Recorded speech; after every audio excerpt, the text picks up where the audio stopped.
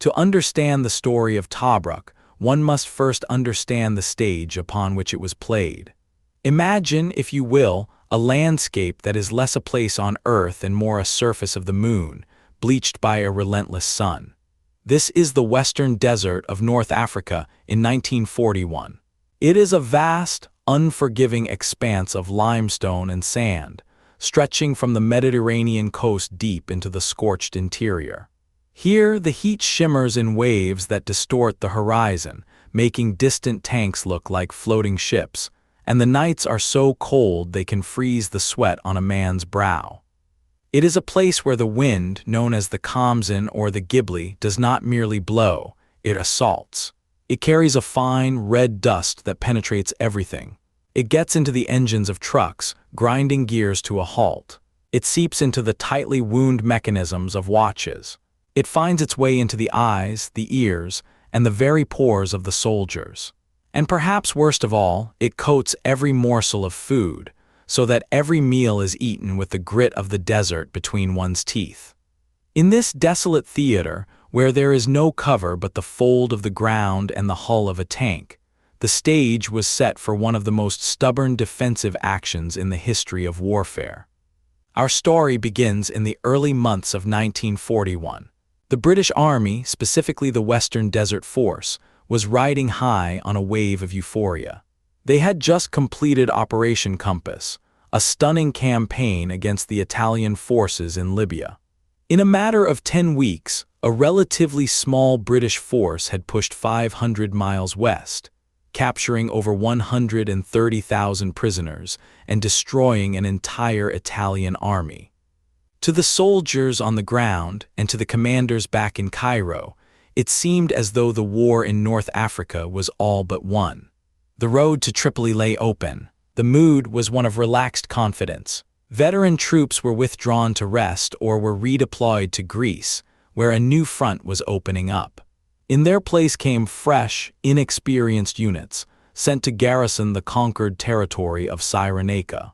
But the silence of the desert is deceptive. While the British consolidated their gains, a new player was arriving on the docks of Tripoli, far to the west. On February 12, 1941, a German general named Erwin Rommel stepped onto African soil. He brought with him the first elements of what would become a legendary fighting force, the Afrika Korps. Rommel was not a man to sit idle. He was aggressive, intuitive, and possessed a natural genius for mobile warfare. He looked at the maps, he looked at the disposition of the British forces, stretched thin, overconfident, and at the end of a long, fragile supply line, and he saw an opportunity. Ignoring orders from his high command to remain defensive, Rommel struck. In late March, the German panzers rolled forward. These were not the lightly armored Italian tankettes the British had been sweeping aside for months. These were Panzer IIIs and Panzer IVs, darker, heavier, and more lethal machines, operated by crews who had honed their skills in the lightning campaigns of Poland and France. The impact was immediate and devastating. The British front, manned by troops who had barely settled in, began to crumble. What followed was a chaotic reversal of fortune known to history as the Benghazi handicap. It was a retreat, hasty and disorganized, back across the ground the British had so recently conquered.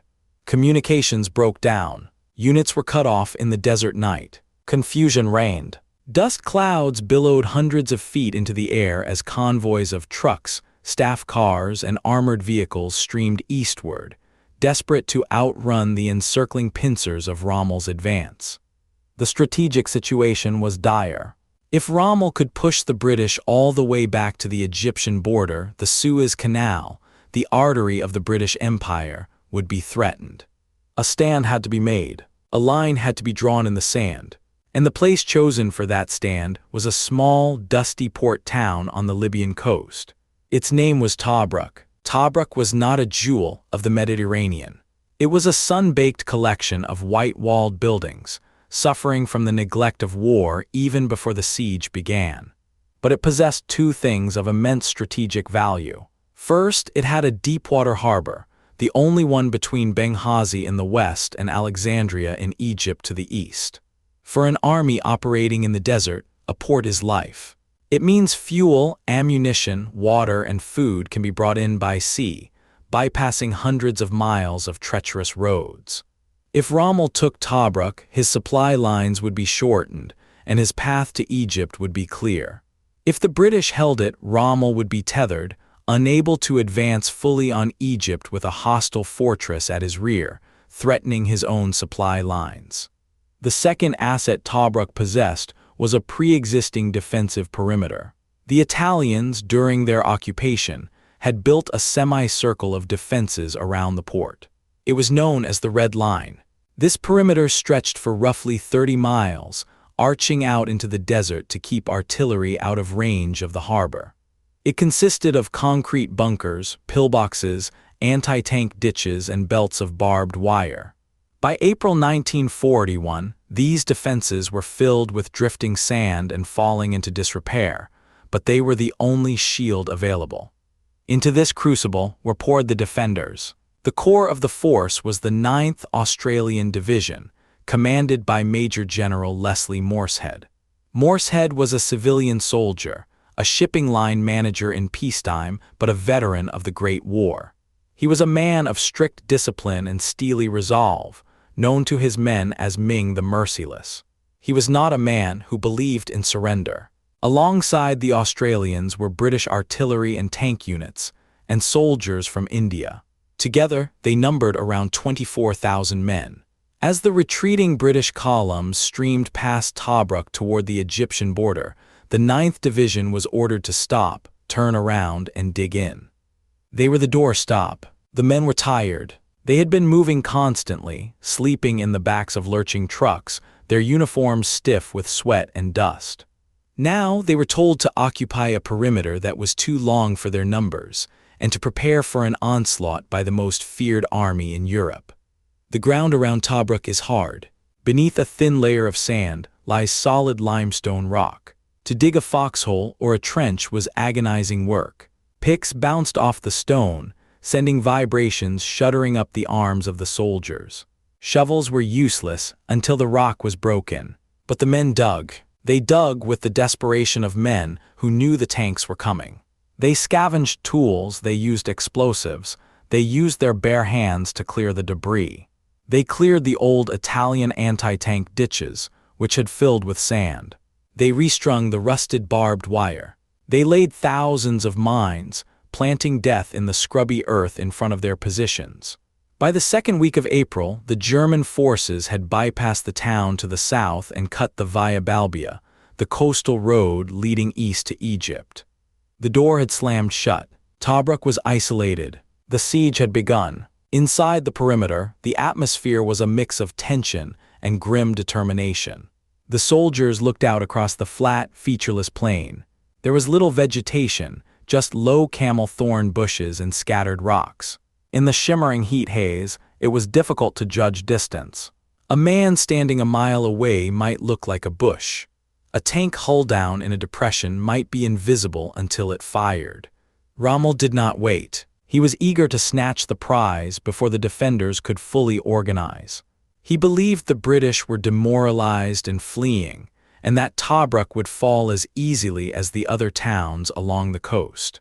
On April 11th, the first major probe began. It started with the sound. Before they could see the tanks, the Australians could hear them. A low, grinding rumble carried on the wind, distinct from the sound of trucks. It was the sound of tracks on stone, the deep throat of diesel engines. Then came the dust, a brown smudge on the southern horizon growing larger and darker. The German tactic was the blitzkrieg, the lightning war. They would punch a hole in the defensive line with dive bombers and tanks, and then pour infantry through the gap to wreak havoc in the rear. It had worked in France. It had worked in Poland. Rommel saw no reason why it would not work here. On Easter Monday, April 14th, the first major assault was launched against the southern sector of the perimeter. The darkness of the early morning was torn apart by the screech of Stuka dive bombers. The Junkers 87 Stuka was a psychological weapon as much as a physical one. It was fitted with a siren, a Jericho trumpet that screamed as the plane entered its dive. a sound designed to terrify the men on the ground, to make them huddle in their holes and pray. The bombs fell, throwing up geysers of rock and sand, shaking the ground like an earthquake. Following the barrage, the German tanks advanced. Mark III and Mark IV panzers rolled toward the wire, confident that the infantry in the shallow scrape holes would surrender or flee. But the men of the 9th Division did neither. Morsehead had given strict orders. The infantry were not to engage the tanks. They were to let the tanks pass right over their trenches if necessary. Their job was to separate the enemy infantry from the armor. As the panzers rumbled over the Australian positions, the dust choking the air, the infantrymen stayed low. The tanks passed, their tracks grinding inches from the heads of the defenders. Once the tanks were through, the Australian soldiers popped up.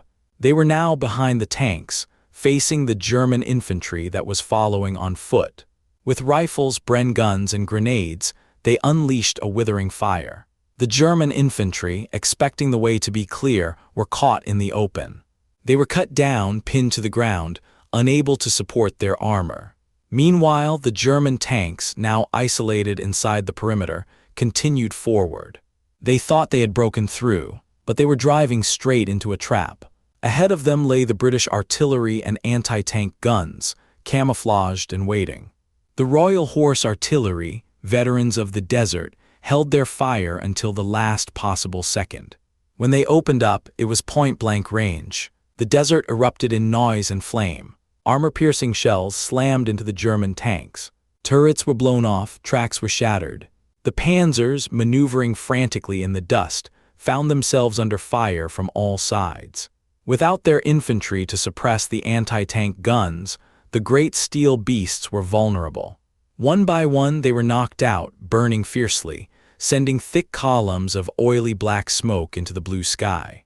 Realizing they had walked into a killing zone, the surviving German tanks turned and retreated.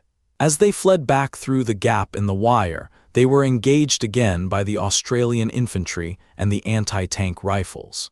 The attack was a disaster for Rommel. He had lost 17 tanks and hundreds of men. The defenders of Tobruk had not just held, they had given the Afrika Korps a bloody nose. This initial victory was crucial for morale. It proved to the garrison that the German war machine was not invincible. It proved that if you held your ground, if you kept your head, you could stop the blitzkrieg. But it also taught Rommel a lesson. Tobruk would not be taken by a coup de main. It would not be a quick victory. It would be a siege in the truest sense of the word. As April turned to May, the reality of the siege settled in. The perimeter became a world unto itself. For the soldiers in the forward posts, life was a troglodyte existence. They lived in holes in the ground, often no more than shallow slits in the rock, covered with sandbags or sheets of corrugated iron to keep out the sun. Movement during the day was suicide. German snipers and artillery observers were watching constantly. To stand up was to invite a bullet. Daily routine was dictated by the sun. Stanta was before dawn, every man at his post, weapon ready, peering into the gray light for signs of movement. As the sun rose, the heat began to build. By midday, the temperature could reach 110 degrees Fahrenheit or more. The rocks radiated heat. The metal of the rifles became too hot to touch. Flies were a plague. They were everywhere. They swarmed in black clouds, millions of them. They crawled into eyes, noses, and mouths. They covered the food so thickly that a man could not see the jam on his biscuit. Men had to eat with one hand waving constantly over their mess tins, trying to shovel the food in before the flies settled. And with the flies came disease. Dysentery, known as the Tobruk trots, was rampant. Men grew thin, their ribs showing through their sun-blackened skin. Water was the most precious commodity. It was rationed strictly. A man might get half a gallon a day, sometimes less, for everything: drinking, cooking, washing, and shaving. And the water was brackish, salty, and warm. It did not quench thirst so much as wet the mouth. To make tea, the soldiers had to boil the water, which made the salt taste even stronger. But they drank it. They drank it because they had to. Supply came only by sea. The Royal Navy and the Merchant Marine ran the gauntlet of what became known as Bomb Alley. The route from Alexandria to Tobruk was exposed to German and Italian bombers based in Crete and Libya. Submarines lurked beneath the waves. The harbor at Tobruk was a graveyard of ships. The masts and funnels of sunken vessels protruded from the water, grim markers of the cost of supply. The unloading of the ships had to be done at night, in the dark, to avoid the bombers. The harbor was a hive of activity under the cloak of darkness. Men worked frantically to unload crates of ammunition, tins of bully beef, and drums of fuel. Then the ships would slip away before dawn, hoping to be far out to sea before the Stukas returned. Inside the perimeter, the defenders adapted. They became cunning. They learned to live with the constant shelling. They knew the sound of the different guns, the heavy thud of the distant artillery, the whistle of the incoming shell, the sharp crack of the explosion. They gave names to the enemy guns. There was Bardia Bill, a massive long-range gun that shelled the harbor and salient Sioux. The Australians, in particular, developed a reputation for aggressive patrolling. Morshead did not believe in a passive defense. He believed that the ground in front of the wire belonged to him as much as it did to the Germans. Every night, small groups of men would darken their faces with soot or boot polish, wrap socks around their boots to muffle the sound of their steps, and slip out through the wire into the no-man's land. These patrols were terrifyingly intimate affairs. In the vast emptiness of the desert night, sound traveled for miles. A kicked stone sounded like a gunshot. The snap of a twig sounded like a thunderclap. The patrols would creep forward, navigating by the stars or by compass, hunting for enemy listening posts, laying mines, or simply causing chaos. They wanted to keep the Germans nervous, to deny them sleep, to make them feel that they were the ones under siege. There were knife fights in the dark, sudden eruptions of grenade blasts, bursts of Thompson submachine gun fire, and then silence again. The patrols would drag their wounded back before the dawn, disappearing into their holes like ghosts. These actions, small in scale but relentless in frequency, wore down the morale of the besiegers. The Germans and Italians began to fear the nights. They knew the rats were out. It was during this time that the nickname, the Rats of Tobruk, was born. It was intended as an insult. The German propaganda broadcaster, Lord Haw-Haw, sneered over the radio waves that the defenders were caught like rats in a trap. The Australians, with their dark sense of humor, loved it. They adopted the name with pride. They called themselves the Rats. They made medals out of scrap metal shaped like rats. It became a badge of honor. While the infantry held the line, the logistical battle raged behind them. Keeping the machinery of war running in the desert was a nightmare for the mechanics. Sand was the enemy of the internal combustion engine. Air filters had to be cleaned constantly. Oil turned into a grinding paste. The tracks of the tanks and carriers wore down at an alarming rate on the abrasive rock. The workshops were often open-air pits, exposed to the sun and the shelling. Mechanics worked with blistering tools, their hands raw and covered in grease. They cannibalized parts from wrecked vehicles. If a truck was hit and burned out, a recovery crew would go out, often under fire, to strip it of anything useful: a carburetor, a radiator, a wheel. Nothing was wasted. The medical staff, too, worked under primitive conditions. The hospital was a series of caves and dugouts near the harbor, intended to be bomb-proof. Inside, the air was stale and smelled of antiseptic, blood, and unwashed bodies. Surgeons operated by the light of hurricane lamps when the generator failed. Dust drifted down from the ceiling with every nearby explosion. They treated shrapnel wounds, burns, and the endless cases of dysentery and desert sores, festering ulcers that refused to heal in the vitamin-deficient diet. Despite the hardships, a strange society emerged within the perimeter. There was a bush telegraph, a rumor mill that spread news faster than the official signals. There were makeshift newspapers, printed on the back of Italian forms. There were concerts held in deep wadis, where soldiers would sing and play harmonicas, their music drifting up into the starry night.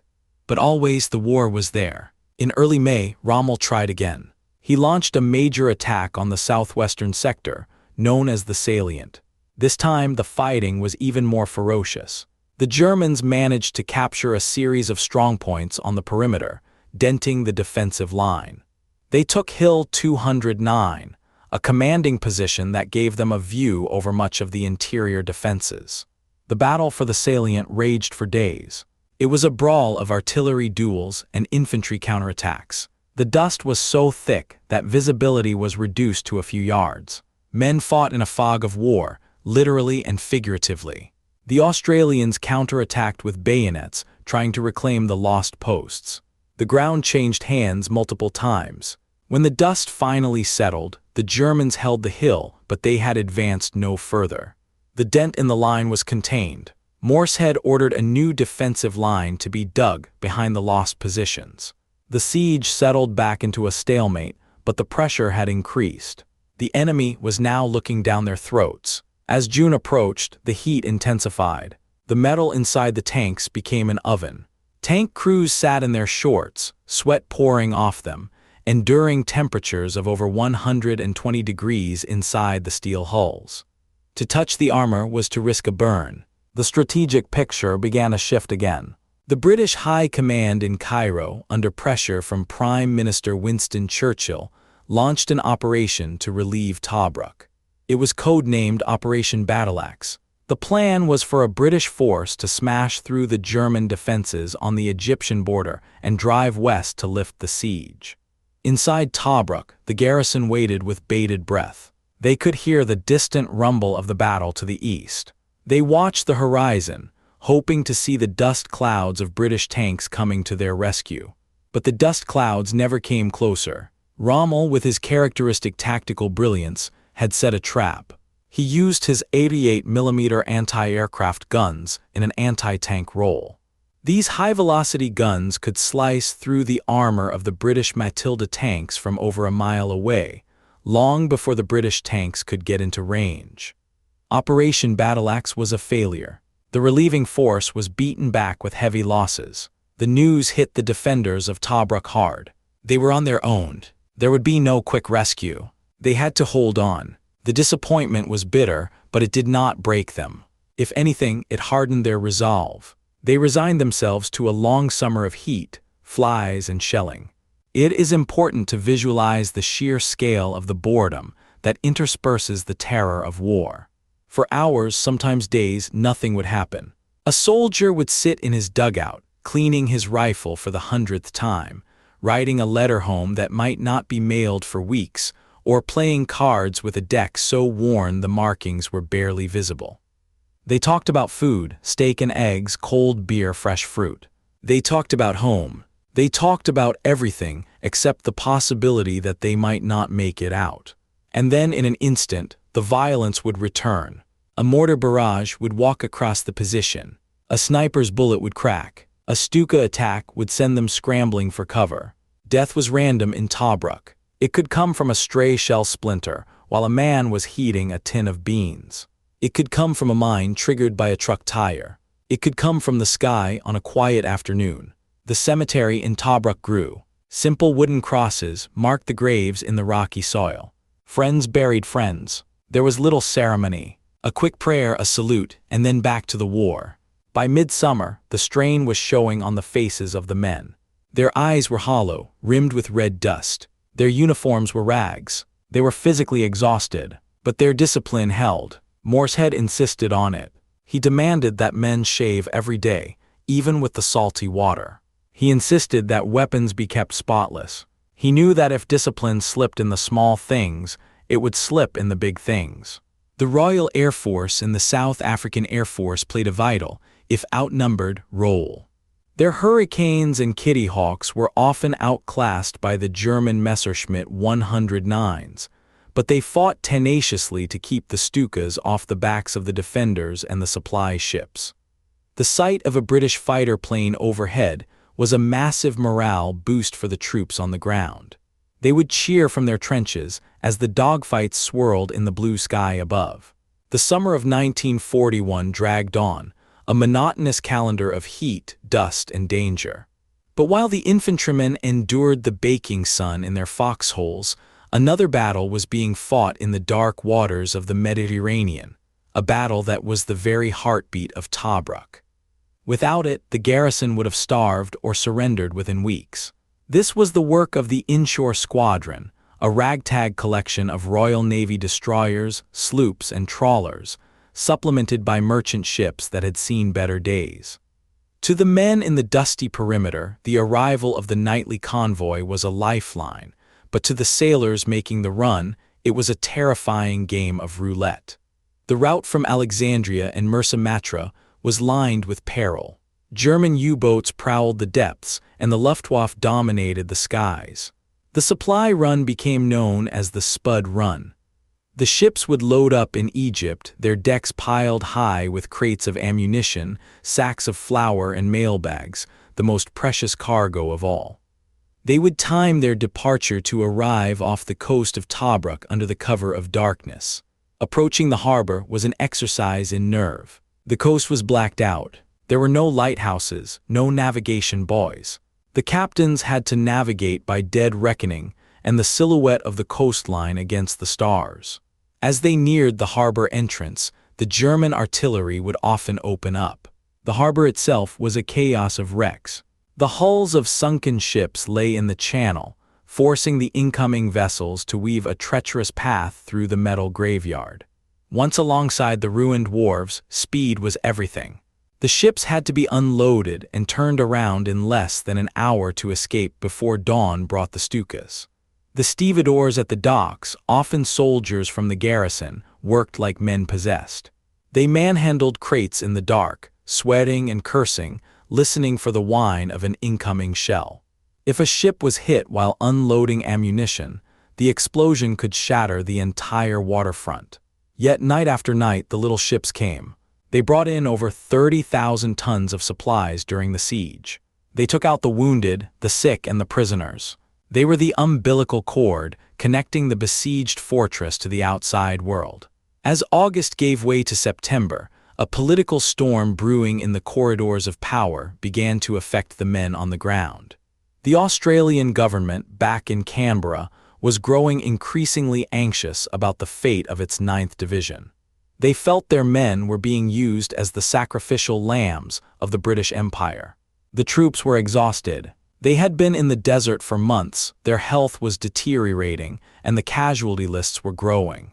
The Australian Prime Minister demanded their relief. Winston Churchill resisted. To pull an entire division out of a besieged fortress by sea and replace them with fresh troops was a logistical nightmare and a tactical risk of the highest order. If the Germans realized what was happening during the swap, they could attack while the defenses were in flux. But the political pressure was too great. The order was given. The Australians would be evacuated, and fresh troops would take their place. The operation was carried out in the moonless periods of September and October.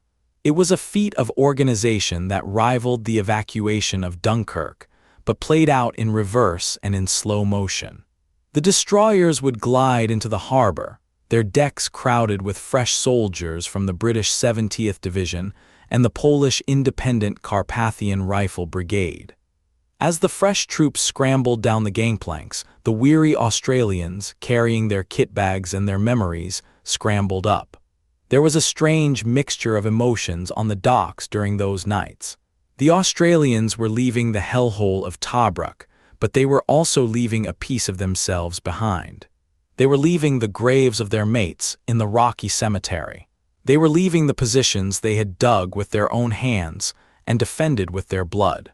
There was a sense of possessiveness about the place. It was 1918 Tobruk. Handing it over to strangers felt almost like a betrayal. But as the destroyers pulled away, churning the black water into white foam, the relief washed over them. For the first time in months, they could sleep without one ear cocked for the sound of a mortar. The new arrivals brought a different character to the defense. The British 70th Division, commanded by Major General Ronald Scobie, was a mix of regular army battalions and territorial units. They were fresh, well-equipped, and eager to prove themselves, but they lacked the desert hardening of the Australians. They had to learn the lessons of the sun and the sand quickly. They learned that you shook your boots out for scorpions before putting them on. They learned that you never silhouetted yourself against the skyline. They learned the peculiar geography of the perimeter, with its numbered posts and named features like Ras el Medoar and the Pimple. But it was the arrival of the Polish Carpathian Brigade that added a darker, more intense edge to the siege. These men were exiles. Their country had been torn apart by the German invasion in 1939 and the Soviet invasion that followed. They had traveled across Europe and the Middle East to fight. They did not fight for the British Empire.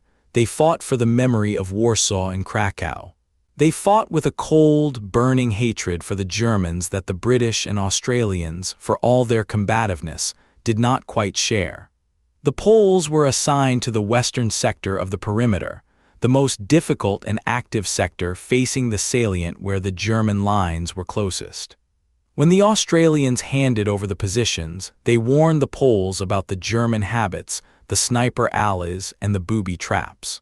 The Poles listened stoically. Within weeks, the Germans opposite the Polish sector realized that the game had changed. The Poles did not just hold the line, they hunted. Their patrols were silent and lethal. Rumors began to circulate among the German infantry that the Poles did not take prisoners.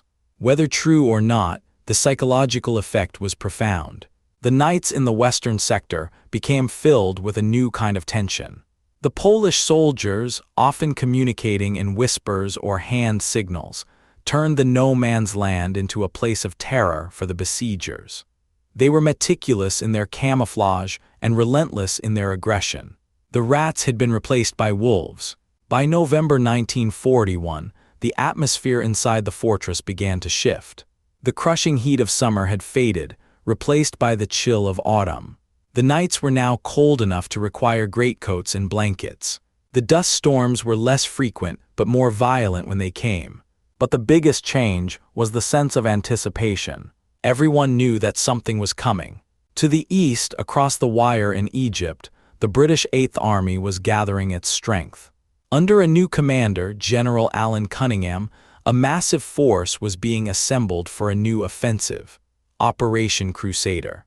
This time there would be no half measures. The British had built up a huge superiority in tanks and aircraft. The plan was to smash Rommel's armor in a great tank battle and relieve Tobruk once and for all. But inside Tobruk, the role of the garrison was changing. They were no longer just the anvil, they were to become the hammer. The plan called for the Tobruk garrison to break out and link up with the relieving forces. It was a bold concept. Instead of waiting to be rescued, they would fight their way out to meet the rescuers. General Scobie began to secretly reposition his forces. He moved his tanks and his best infantry units to the southeastern sector of the perimeter. This was a massive gamble. To mass forces for an attack in one area meant stripping the defenses in others. If Rommel had attacked the western sector while the British were grouping in the east, the consequences would have been catastrophic. The deception required immense discipline. Tanks were moved at night, creeping along the tracks at walking pace to minimize engine noise and dust. By day, they were camouflaged under nets and burlap to look like trucks or supply dumps.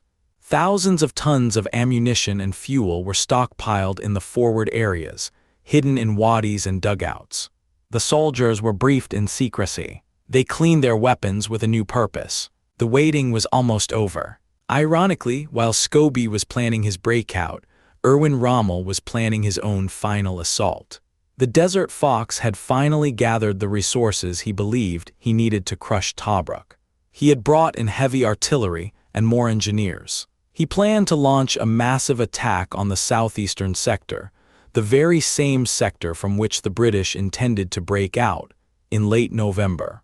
It was a collision course of historic proportions. Two armies, each unaware of the other's exact timing, were preparing to strike at the same point on the map. On the night of November 18th, nature intervened. A violent thunderstorm swept across the desert. Rain lashed down in torrents, turning the dust into a quagmire of mud. Lightning illuminated the landscape in strobe-like flashes. Under the cover of this storm, the British Eighth Army launched Operation Crusader. Hundreds of tanks rolled across the Egyptian border, heading west into Libya. For the first few days, the garrison in Tobruk could only listen. The radio waves were filled with confused reports. The battle out in the desert was a swirling melee of armor, fought over hundreds of square miles. It was chaos. Tank brigades clashed, separated, and clashed again. The fog of war was thick and impenetrable. Then came the code word. Pop. It was the signal for the Tobruk garrison to begin their breakout. It was the morning of November 21st. At dawn, the artillery inside Tobruk opened up with a ferocity that stunned the Axis troops. Every gun that could bear fired. The sky was rent with the tearing sound of shells passing overhead. Smoke screens were laid to blind the enemy observers. Behind this wall of fire, the infantry of the 70th Division rose from their trenches. Leading the charge were the tanks of the 32nd Army Tank Brigade. These were heavy infantry tanks, Matildas and Valentines. They were slow, lumbering beasts, but their armor was thick. They ground forward through the gaps in the minefields that the engineers had cleared during the night. Close behind them walked the infantry, bayonets fixed, moving steadily into the storm. The fighting was savage. The ground they had to cross was defended by Italian and German troops who were well dug in. This was not a fluid tank battle. This was a grinding assault against fortified positions. The objectives were a series of strongpoints with names like Butch, Jill, and Tiger. The strongpoint known as Tiger became the scene of a desperate struggle. It was a heavily fortified position, bristling with machine guns and anti-tank weapons. As the British tanks approached, they were met with a hail of fire. Sparks flew from the steel hulls as bullets and anti-tank rounds hammered them. The infantry, following in the wake of the tanks, had to root out the defenders bunker by bunker. Men threw grenades into the slits of pillboxes. They fought with submachine guns in the narrow communication trenches. The Black Watch, a Scottish regiment with a fierce history, was in the thick of it. Their pipers played them into battle, the skirl of the bagpipes cutting through the roar of the explosions. It was a surreal and terrifying sound, an echo of ancient battles played out in modern warfare. The Scots charged with a fury that broke the defenders' nerve. They overran the positions, taking hundreds of prisoners, but the cost was high. The rocky ground was littered with the bodies of men in khaki and field gray. By the afternoon, the garrison had punched a hole in the investment lines. They had created a bulge, a salient of their own, reaching out toward the relieving forces. But the link-up had not happened. The Eighth Army was still miles away, bogged down in heavy fighting at a place called Sidi Rezeg. The situation for the breakout force was precarious. They were now out in the open, pushed forward into enemy territory with their flanks exposed. Rommel, realizing that his rear was threatened, reacted with characteristic speed. He turned part of his panzer force away from the main battle to deal with the breakout. For the next few days, the Tobruk corridor became a killing ground. The British troops held onto their hard-won gains with grim determination. They were pounded by artillery and attacked by Stukas. The Germans launched counterattacks with tanks, trying to snip off the bulge and trap the breakout force. The Battle of the Corridor was a close-quarters nightmare. At night, confused skirmishes broke out as units blundered into each other. It was difficult to tell friend from foe. The burning wrecks of tanks illuminated the scenes of carnage. The medical crews worked until they dropped, ferrying the wounded back into the perimeter through the gauntlet of shellfire. One particular engagement stands out. On the afternoon of November 26th, the New Zealand Division, part of the relieving force, finally managed to capture the ridge at Belhamed, overlooking the corridor. The distance between the breakout force and the rescuers was now only a few miles. That night, under the light of a waxing moon, the final push was made. A battalion of the Essex Regiment from the garrison side moved out to meet the 19th Battalion of the New Zealanders. There was no grand charge, just tired men walking through the dark, hoping they wouldn't be shot. Sometime after midnight, in the darkness near a place called Ed Duda, a voice rang out. "Who are you?" "New Zealanders," came the reply. "We're the Essex." The two groups met. Hands were shaken. Cigarettes were shared. There was no cheering, just a profound sense of relief. The Siege of Tobruk was, technically, broken. A land corridor had been established, but it was a fragile thread, barely a mile wide in places, and swept by enemy fire from both sides.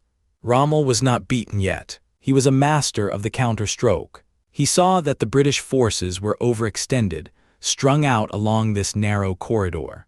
He decided to gamble everything.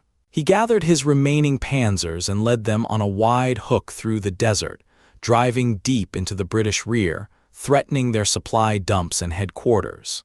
It was a move designed to cause panic, to make the British lose their nerve and retreat. This period became known as the Totensonntag, Sunday of the Dead battles.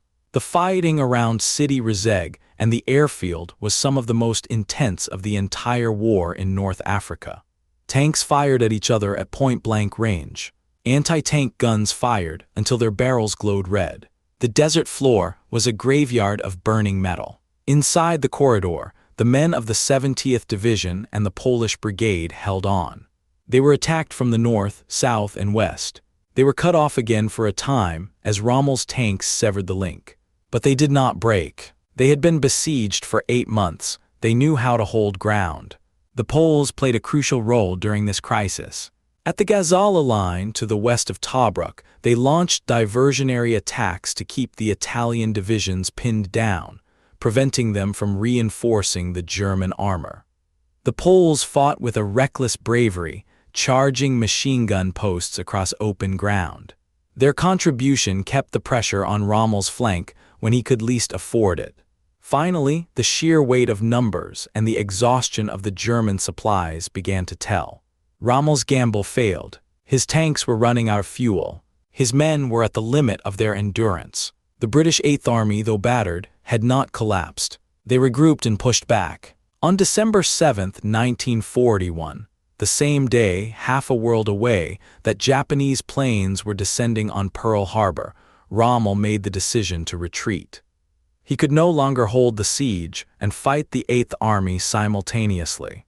He ordered his forces to withdraw to the west, abandoning the positions they had held for so long. The withdrawal was orderly, but it was a defeat. As the German columns pulled back, the silence returned to the perimeter of Tobruk. For the first time in 242 days, the guns fell silent. The dust settled. The soldiers in the garrison climbed out of their holes. They stood up in the daylight, blinking in the sun, hardly daring to believe it. They looked out across the wire, across the minefields, and saw nothing. The enemy was gone. The Siege of Tobruk was over. It had been the longest siege in British military history. It had tied up a German army that was desperately needed elsewhere. It had denied Rommel the prize of Egypt. It had proved that the German blitzkrieg could be stopped. But the cost was etched into the landscape and the men. Tobruk was a ruin. The harbor was choked with wrecks. The town was a shell of crumbled masonry. And the cemetery was full. Over 3,000 men had died defending this patch of rock and sand. Thousands more had been wounded. When the relieving troops finally drove into the town, they were greeted by men who looked like specters. The defenders were gaunt, their skins stained with the indelible dust, their uniforms hanging off their frames. But their heads were high. They had held the line. They had been the rock upon which the wave had broken. Yet the story of the war in the desert was not over. The tide would ebb and flow again. Tobruk, having been saved, would face another trial in the years to come. But for now, the victory belonged to the Rats. They had endured the unendurable. As the British and Commonwealth forces moved west, chasing the retreating Afrika Korps, they left behind a legend. The name Tobruk had become a symbol. It stood for stubbornness. It stood for the ability of the ordinary soldier to withstand extraordinary hardship. However, the war in North Africa was a pendulum. Rommel was beaten, but he was not destroyed. He retreated to El Aghala, a strong defensive position far to the west, gathering his strength, repairing his tanks, and waiting for his moment to strike back. The British, flush with victory, extended their supply lines once again, stretching them thin across the vast emptiness of Cyrenaica, repeating the very mistake that had led to the first siege. History in the desert had a habit of repeating itself. The strategic importance of Tobruk remained. It was still the only major port. It was still the key to logistics. And as 1942 dawned, the eyes of both commanders, Rommel and the new British leadership, would turn back to this white-walled town on the coast. The Rats had won the first round, but the desert is a cruel master, and it promises no permanent victories. The months following the relief were a strange interlude. The town became a logistics hub again. The mines were cleared, some of them. The harbor was dredged. Ships began to arrive openly, no longer needing the cover of darkness. The soldiers who had lived in the holes were sent back to Egypt for rest and refit. They drank cold beer in the bars of Alexandria, slept in beds with sheets, and tried to wash the smell of the desert out of their skin. But they found that the desert does not leave a man easily. They carried the silence of the perimeter with them. Meanwhile, at the front, the pursuit of Rommel bogged down.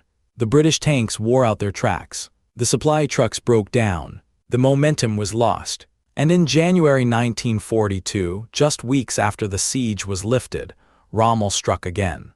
The speed with which the wheel of fortune turned in the desert was dizzying. Just weeks after the British had celebrated the relief of Tobruk, the landscape of the war shifted violently under their feet. It was January 21, 1942. The British Eighth Army was spread thin, their units scattered across Cyrenaica like seeds thrown on the wind, confident that Rommel was a broken man licking his wounds in the salt marshes of El Agheila. They were wrong. Rommel had received fresh tanks, 55 of them, and fuel. More importantly, he possessed an instinct for his enemy's weakness that bordered on the supernatural. He struck without warning. The German offensive caught the British completely off balance. The forward units, inexperienced and under-equipped, were brushed aside. The withdrawal began as a tactical move, but panic is contagious.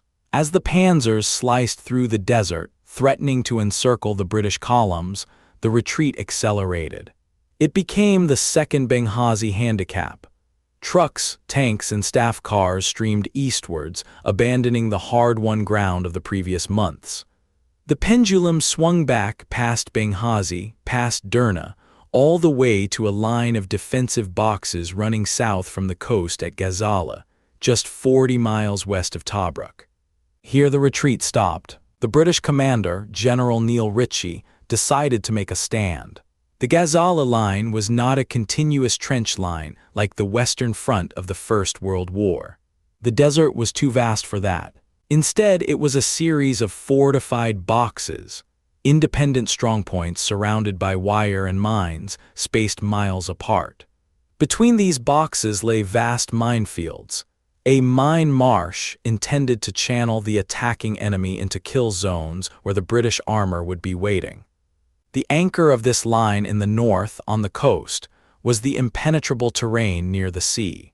The southern anchor, deep in the desert, was a lonely, windswept box at a place called Bir Hakeim.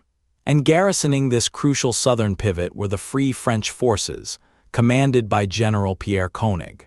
These were men who had lost their country, a foreign legion of tough, cynical soldiers who had nothing left to lose but their honor. They dug in deep into the rock of Bir Hakeim, surrounding themselves with mines and waiting. For 3 months, from February to May 1942, a strange calm descended on the Gazala line. It was the calm of a gathering storm. Both sides were frantically building up their strength. The British received a new weapon, the American-made Grant tank. For the first time, the British had a tank with a 75mm gun, capable of firing high-explosive shells to take out the dreaded German anti-tank guns. It looked like a barn on tracks, tall and awkward, with the main gun mounted in a sponson on the side rather than in a turret, but it was powerful. The crews looked at the thick armor and the big gun and felt a surge of hope. Maybe, just maybe, they could finally match the panzers. But Rommel was not idle. He sat in his tent, studying the maps, plotting a masterstroke. He knew he could not punch through the center of the minefields. That was what the British expected. So he decided to do the impossible. He would flank the entire line.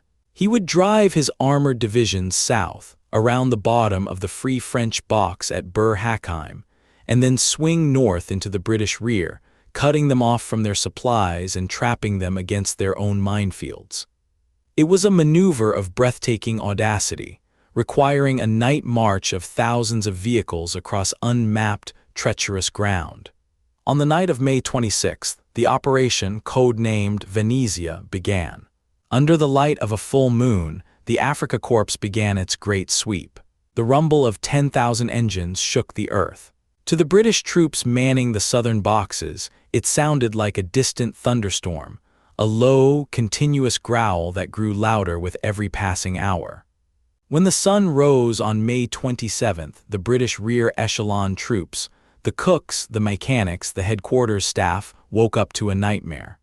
They looked out of their tents to see the entire Afrika Korps, hundreds of tanks and thousands of trucks, bearing down on them from the direction where they thought they were safe. Panic ensued. Headquarters were overrun, while officers were still shaving. Supply dumps were set on fire to prevent capture. It seemed that Rommel had won the battle in a single morning. But the Desert Fox had miscalculated. He had underestimated the tenacity of the resistance, particularly at the Reitma and Bir-Hakeim boxes. And he had underestimated the new Grant tanks. As the panzers pushed north, they ran into the heavy British armor. The 75mm guns of the Grants roared, smashing into the German columns. For the first time, the German tanks were taking heavy losses at long range. Rommel's supply trucks following the tanks were separated and shot up. By the evening of the second day, the great flanking maneuver had stalled. Rommel was trapped. He was on the wrong side of the British minefields, his back to the wire, running out of fuel and ammunition, with the British armor gathering around him like a pack of hounds. This was the moment. The British commanders had the Afrika Korps in the palm of their hand. If they coordinated a massive counterattack, they could crush Rommel against their own minefields. The trap was set. The area where the Germans were pinned down became known as the Cauldron. It was a hellish patch of scrub and rock, swept by constant shellfire, burning with the heat of the sun and the heat of battle. But the British hesitated. Their command structure was slow, cumbersome, and riddled with indecision. General Ritchie waited. He wanted to be sure. He moved his tanks cautiously. And while he hesitated, Rommel acted. He did not panic. Instead of retreating, he attacked 1918 westward 1918, back toward his own minefields. He smashed the British 150th Brigade, which was blocking his path, and opened a supply lane through the minefields.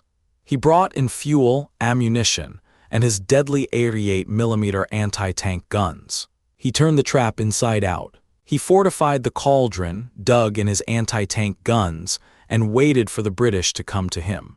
When the British finally launched their major counterattack, Operation Aberdeen, on June 5th, it was a disaster.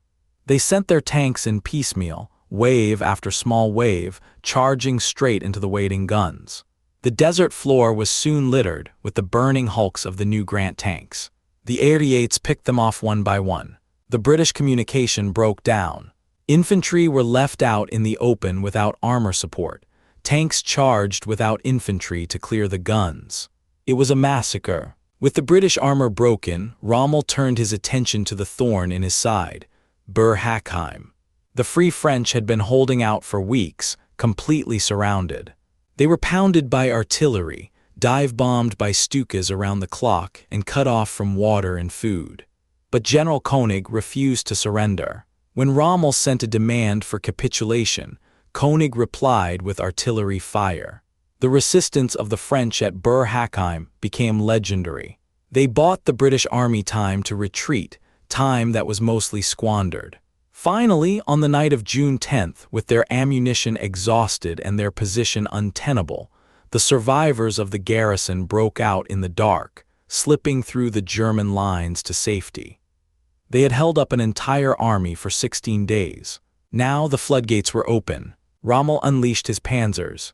On June 12th and 13th, a day known as Black Saturday, he caught the remaining British armor in a swirling battle near a place called Knightsbridge. By the end of the day, the 8th Army had practically no tanks left. The Ghazala line had collapsed. The race for the Egyptian border was on. And sitting there, right in the path of the retreat, was Tobruk. But this was not the Tobruk of 1941. The defenses had been allowed to deteriorate. The deep anti-tank ditches had silted up with sand. The mines from the perimeter had been dug up and moved to the Ghazala line to build the mine marsh. The barbed wire was rusted and gapped. Worse, the psychological state of the defenders was different. The garrison was now commanded by Major General Hendrik Klopper, a South African officer. His 2nd South African Division was relatively fresh but inexperienced in this kind of siege warfare. They were supported by a mishmash of other units, the remnants of the Guards Brigade, some Indian units, and various artillery regiments. There was also a fatal ambiguity in the orders. The British High Command had decided, months earlier, that Tobruk should not be besieged again.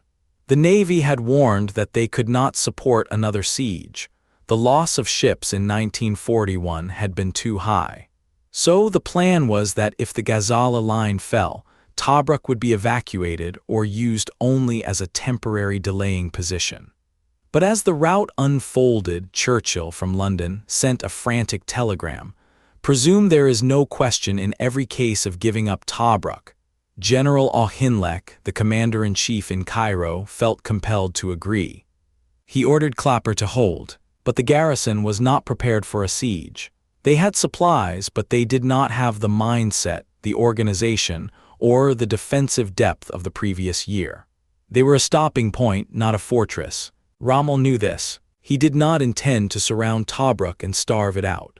He intended to take it by storm. He moved with terrifying speed. He bypassed the town initially, chasing the fleeing 8th Army to the border to ensure they could not interfere. Then he turned his panzers around and struck back toward the west, hitting Tobruk from the southeast. This was the classic Rommel feint. The defenders expected an attack from the west or south. Instead, Rommel attacked the southeast corner of the perimeter, the exact same spot where the British had broken out in November. He knew the ground. He knew the weaknesses. The attack began at dawn on June 20th, 1942. It started with an air assault of unprecedented ferocity. Rommel had concentrated every available bomber in North Africa. Stukas circled overhead like vultures, diving in wave after wave. The ground shook continuously. The air was filled with dust and smoke, blinding the defenders. Underneath this aerial hammer, the German infantry and engineers moved forward.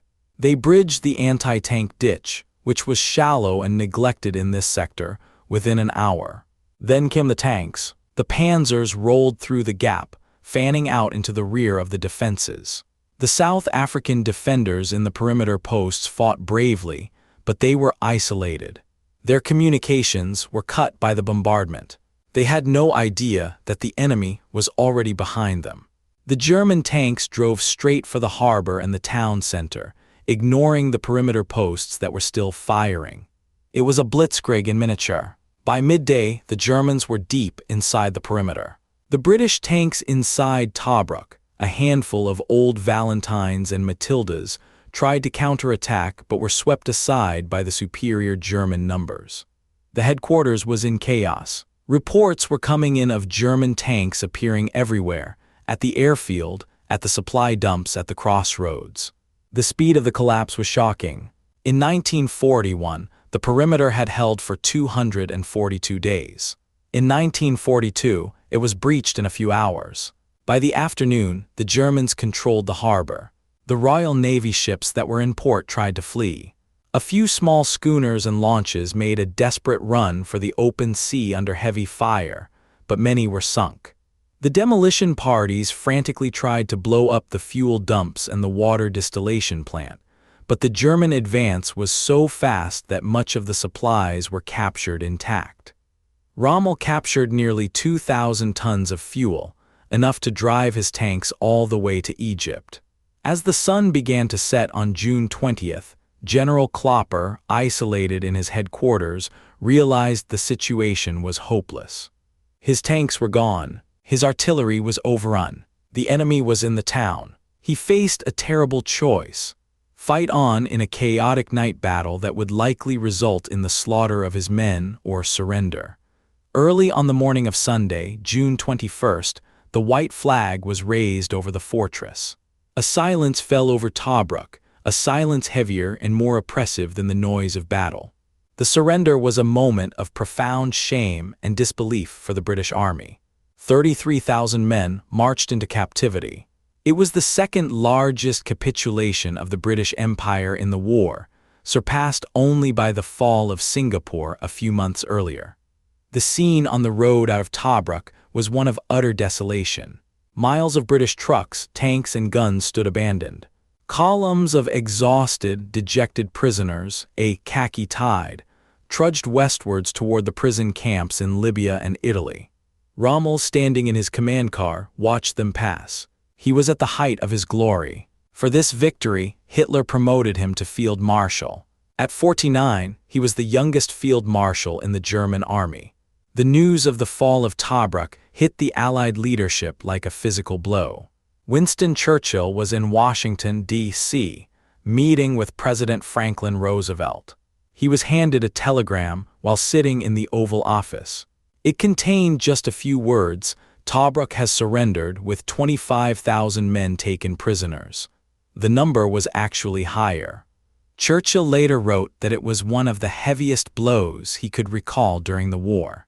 He was humiliated in front of the American president. The symbol of resistance, the town that had said no, had fallen in a day. But in that dark moment, a seed of future victory was sown.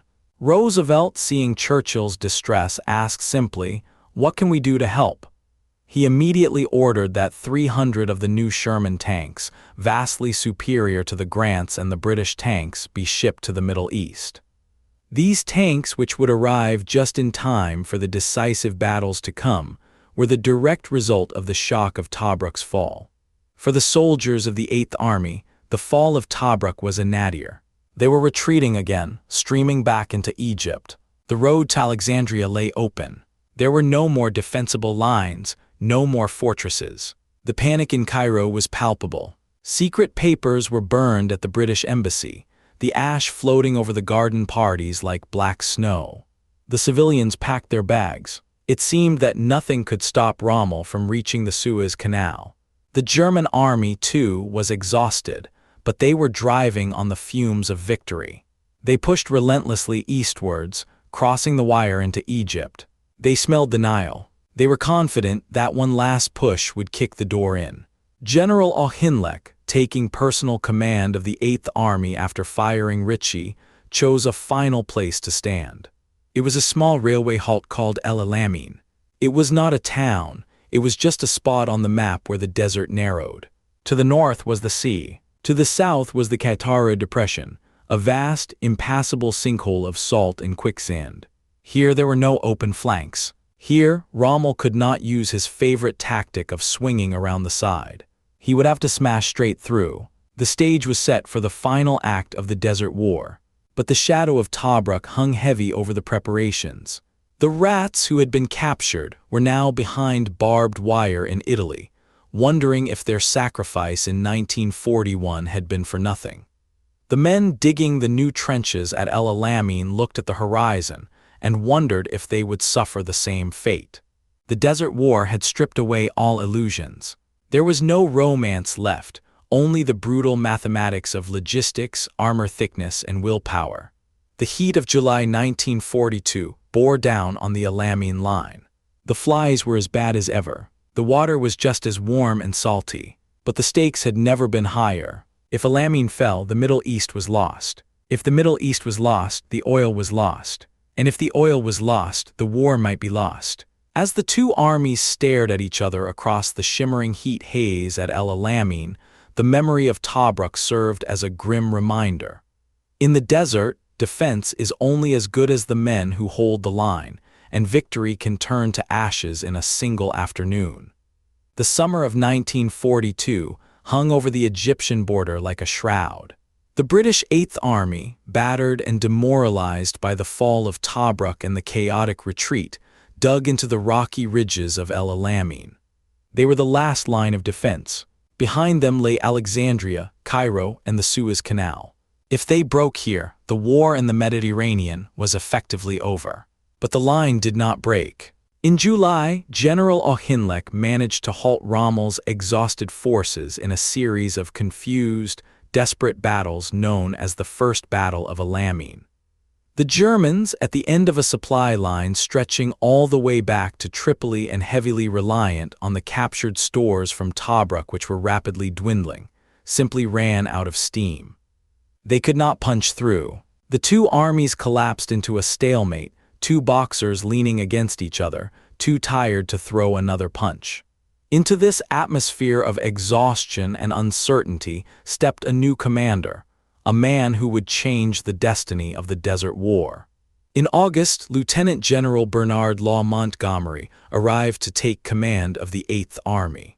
He was a small, wiry man with sharp features and piercing blue eyes. He was not a traditional gentleman officer. He was abrasive, arrogant, and meticulously professional. He wore a black beret with two badges pinned to it, and he spoke with a clipped, precise authority that brooked no argument. His first act was symbolic but electric. He ordered all plans for a further retreat to be burned. "There will be no withdrawal," he told his officers. "We will stand and fight here. If we can't stay here alive, then let us stay here dead." He toured the front lines in a tank, tossing cigarettes to the soldiers, telling them that the bad days were over, that they were going to hit the enemy for six. It might have sounded like bluster, but Montgomery backed it up with steel. He reorganized the army. He retrained the infantry. He integrated the air force and the armor. And most importantly, the supplies began to flood in. The logistical might of the United States and the British Empire was finally reaching the front. The new Sherman tanks, promised by Roosevelt after the Tobruk disaster, began to arrive at the docks of Suez. These were machines that could finally match the German panzers. They had reliable engines, power-operated turrets, and a 75mm gun that could fire high-explosive shells. The balance of power was shifting. Rommel, sensing that time was against him, tried one last roll of the dice. In late August, he launched an attack at the southern end of the Alamein line, at the ridge of Alam el Hafa. It was a replay of his greatest hits, a sweeping flank attack designed to encircle the British. But Montgomery had read Rommel's book. He refused to be drawn into a mobile tank battle. He dug his tanks in, hull down on the ridge, and forced the Germans to attack prepared positions. The Royal Air Force hammered the German columns mercilessly. Rommel, short of fuel and facing a wall of fire, was forced to withdraw. The Desert Fox had been outfoxed. Now the initiative belonged to the British. Montgomery did not rush. He waited. He built up a colossal superiority in men and machines. He wanted a battle of attrition, a crumbling operation where the sheer weight of his material advantage would grind the enemy into the dust. He called his plan Operation Lightfoot. The date was set for the night of October 23, 1942. The moon was full, bathing the desert in a spectral white light. Along a 40-mile front, nearly 1,000 British guns were lined up, wheel to wheel. In the assembly areas, the infantry waited. Among them was a unit that brought the story full circle, the 9th Australian Division. The original Rats of Tobruk had returned. After their relief from the siege, they had fought in Syria and rested, and now they were back in the line, stationed on the northern sector near the coast. They were hardened veterans, and they had a score to settle. At 20 minutes to 10 that night, the silence of the desert was shattered. The horizon erupted in a continuous sheet of lightning. The roar of the artillery was so intense that men's ears bled. The ground shook as if in an earthquake. For 20 minutes, the guns pounded the known enemy artillery positions. Then, at 10 o'clock, the barrage shifted to the infantry positions. Under this creeping wall of fire, the Eighth Army rose and walked forward. It was not a charge. It was a steady, disciplined advance into the minefields. This was the Devil's Garden, a vast belt of mines laid by the Germans and Italians, some 5 miles deep. The engineers, the sappers, went first. They worked with mine detectors and bayonets, crawling on their bellies in the dark, trying to clear narrow lanes for the tanks, while machine gun bullets zipped overhead like angry hornets. The battle that followed was a grinding, brutal slogging match. It was not the dashing, mobile warfare of the open desert. It was a meat grinder. For days, the infantry fought for every yard of scrub and rock. The dust was so thick that tank commanders had to stand in their open turrets to see, making them prime targets for snipers. The Australians in the north drew the fury of the German defense. Montgomery used them as a lever, pushing them towards the coast to threaten to cut off the German forces. Rommel, fearing for his supply lines, threw his best units, including the 90th Light Division and the 15th Panzer Division, against the Australians. The fighting around a position known as Thompson's Post was savage. The Australians took heavy casualties, but they held the German attention, bleeding the enemy armor white while the main breakout was prepared further south. By November 2nd, Rommel's defense was cracking. His tanks were down to a handful. His fuel was gone. His men were exhausted. Montgomery launched the final phase, Operation Supercharge. The British armor punched a hole through the screen of anti-tank guns. The Sherman tanks poured through the gap. The hunt was on. Rommel sent a message to Hitler asking for permission to withdraw to save his army. Hitler's reply was delusional: victory or death. Rommel, a soldier who knew the reality of the ground, hesitated for 24 hours, losing precious time before finally disobeying the order and signaling the retreat. But this time, there would be no rallying at the border. The Eighth Army was in full pursuit. The retreat became a rout. The coastal road was clogged with burning vehicles. The Italians, who had no transport, were left behind in the thousands to surrender.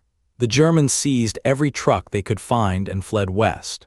On the morning of November 13, 1942, the leading elements of the Eighth Army approached Tobruk. It had been 5 months since the humiliating surrender. The soldiers approaching the town were silent. They passed the burnt-out wrecks of the June battles, the rusting skeletons of trucks and tanks that had been left where they died.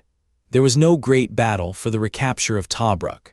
The Germans had fled, leaving only a rearguard to blow up the installations. As the British troops entered the perimeter, they heard the dull thud of explosions as the wharves and the water towers were demolished. The soldiers drove through the gaps in the wire, the same wire the rats had defended for so long. They rolled past the Red Line, past the concrete pillboxes of the salient, past the crossroads where the panzers had broken through in June. The town itself was a ghost. The white buildings were pockmarked with shell holes. The streets were littered with debris. The harbor was a scene of utter devastation, choked with the masts and funnels of sunken ships, the water slick with oil. But as they moved deeper into the town, they found something else. In the prisoner of war cages, they found hundreds of their own men, British and South African soldiers who had been left behind because they were too sick or wounded to be moved by the retreating Germans. The reunion was emotional. Gaunt, bearded men wept as they saw the familiar shape of the British helmets and the new Sherman tanks. They asked for cigarettes, for news, for food.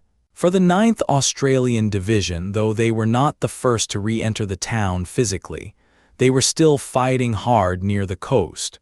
The recapture of Tobruk was a vindication. They had built the legend.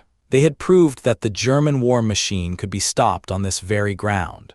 The fact that it had fallen later under different command was a bitter memory, but its liberation was a restoration of honor. The Union Jack was hoisted again over the battered governor's residence. But the victory was somber. The soldiers visited the war cemetery, which had grown significantly since the siege. The rows of crosses stood in the shifting sands, a silent regiment that would never leave Tobruk. Here lay the boys from Sydney and Melbourne, from London and Glasgow, from Mumbai and Cape Town. They lay together in the democracy of death. The war moved on. The Eighth Army did not stop at Tobruk this time. They pushed west past Gazala, past Derna, past Benghazi. They chased Rommel all the way to Tripoli and beyond, eventually linking up with the American and British forces that had landed in Morocco and Algeria in Operation Torch. The Afrika Korps surrendered in Tunisia in May 1943. The war in North Africa was over, but Tobruk remained the spiritual heart of the Desert Campaign. It was the place where the myth of German invincibility was first broken. It was the place where the rats had dug in and said, "This far and no further." In the years that followed, the sand began to reclaim the battlefield. The trenches filled up. The barbed wire rusted away into red dust. The trucks and tanks were stripped by scrap merchants or swallowed by the dunes. But the memory remained. The legacy of the Siege of Tobruk is not just in the strategic victory or the delay it caused to Hitler's plans. It lies in the human story of endurance. It is the story of ordinary men living in holes in the ground, tormented by flies, heat, and fear, who refused to give up. It is the story of the Spud Run sailors braving the dark waters. It is the story of the camaraderie that blooms in the most hostile environments on Earth.